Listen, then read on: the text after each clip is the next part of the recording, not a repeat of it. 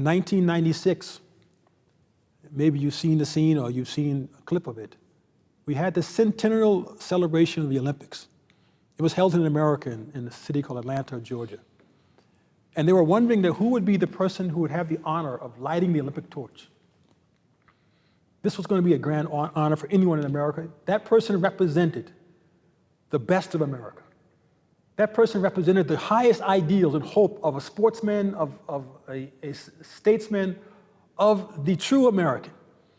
And so at the moment that the person ran up with the cauldron to hand it off, the whole world was watching. 3.5 billion people, they said, were watching this scene. Who's it going to be?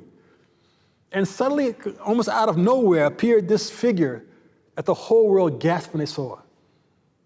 It was Muhammad Ali, who is considered the greatest heavyweight boxer of all time.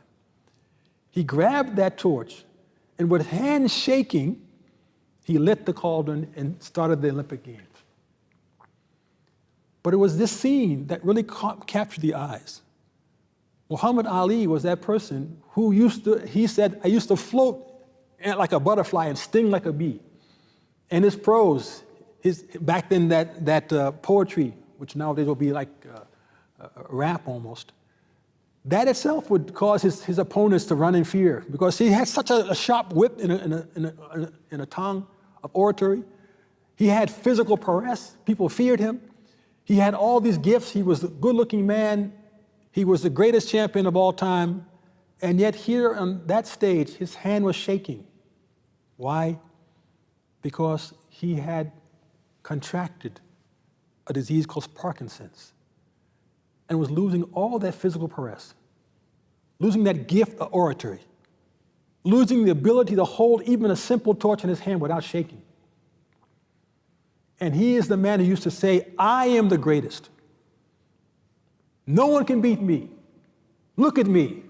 I float like a butterfly, I sting like a bee. No one can take out Muhammad Ali.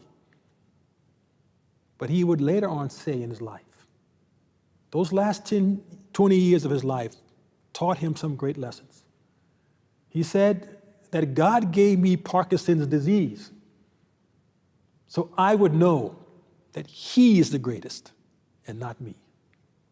And that is the humility that he learned from that lesson of a suffering disease for 20 years or plus of his life, of losing all those faculties he had that the world honored and respected and enjoyed him, and living a humble life of reclusion, away from the spotlight. The fame and the fortune was all gone, but he did not care.